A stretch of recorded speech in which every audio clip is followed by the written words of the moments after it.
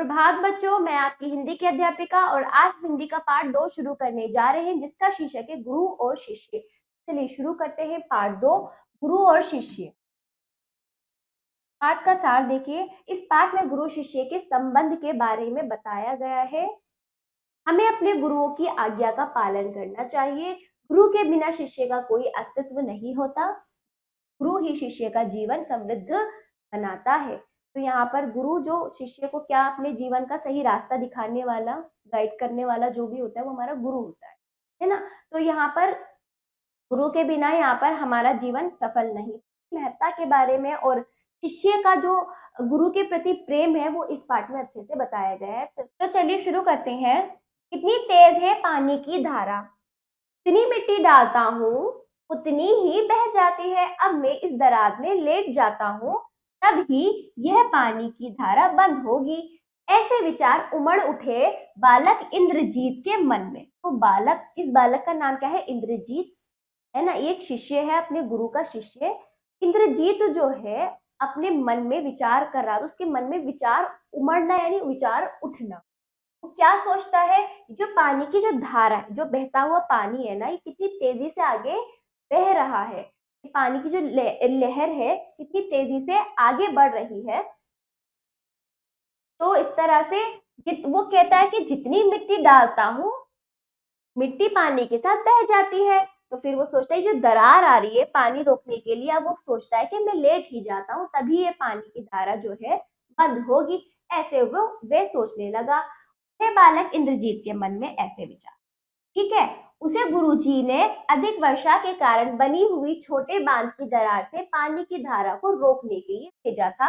इस कारण वो इतने प्रयास कर रहा था। उसके गुरुजी ने इस काम को करने के लिए उससे कहा था।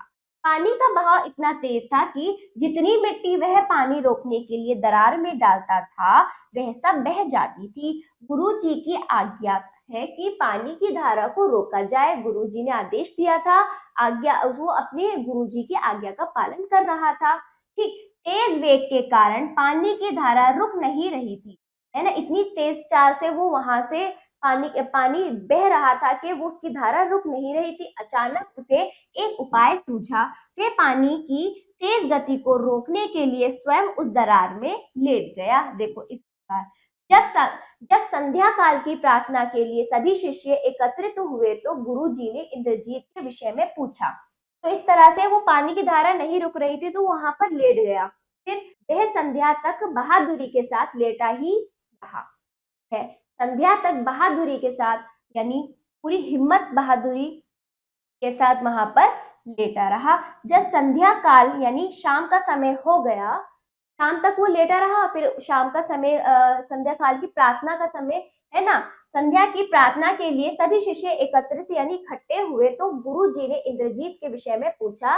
एक छात्र ने उत्तर दिया, इंद्रजीत को तो आपने प्रातः काल से ही दरार का पानी रोकने के लिए भेजा हुआ है। गुरु जी को अब चिंता हुई और वे सभी शिष्यों के साथ जंगल में जाकर इंद्रजीत इंद्रजीत कहकर पुकारने लगे, किंतु कहीं भी इंद्रजीत का पता ना चला।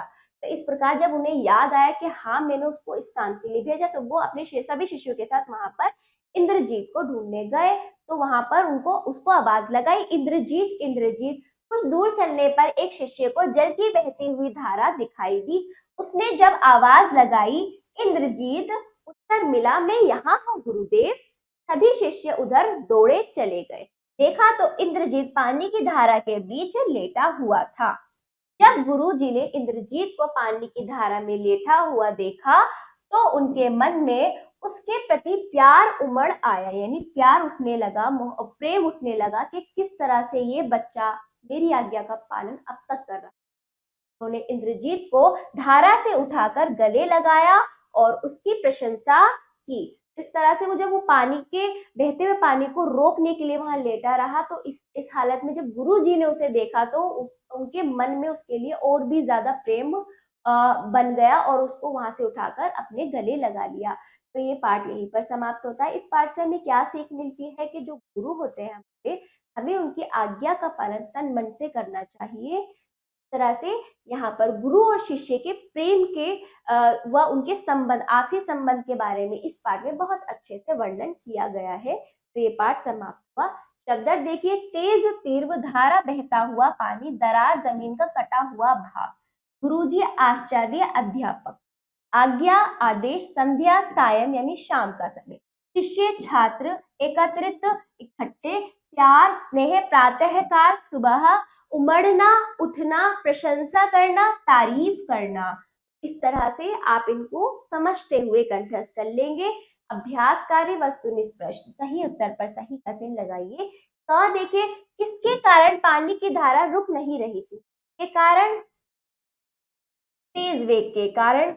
हाँ देखिए, संध्या तक इंद्रजीत डैश के साथ लेटा ही रहा, बहादुरी के।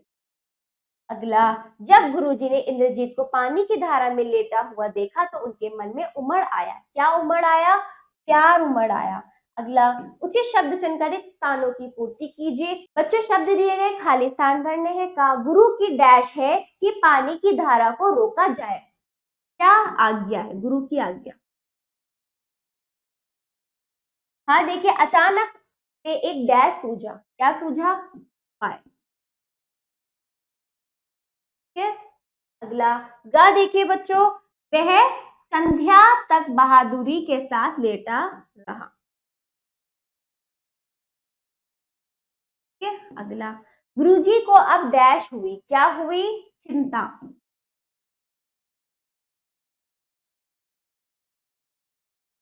अगला, सही वाक्यों के सामने सही तथा गलत वाक्यों के सामने गलत का चिन्ह लगाइए। कहा देखिए, इंद्रजीत एक गुरुभक्त बालक था। सही। अगला, इंद्रजीत पानी की तेज धारा को देखकर डर गया। गलत। कहा देखिए बच्चों, इंद्रजीत ने बांध की दरार को मिट्टी से भर दिया। गलत। मिट्टी डाली जरूर थी पर भरी नहीं गई, बह गई, तो यहाँ पर गलत आएगा। ठीक है।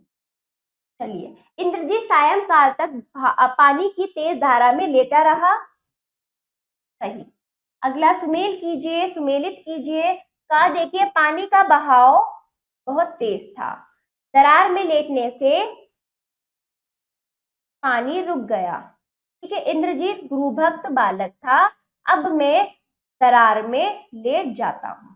तरह से आपको इन वाक्यांश का आपस में मेल करना था पाठ के अनुसार। अगला, निम्नलिखित प्रश्नों के उत्तर दीजिए। प्रश्नों को आप पहले अच्छे से पढ़ेंगे, इनका उत्तर पाठ के अनुसार लिखित रूप में अपने अभ्यास पुस्तिका में स्वयं देने का प्रयास करें।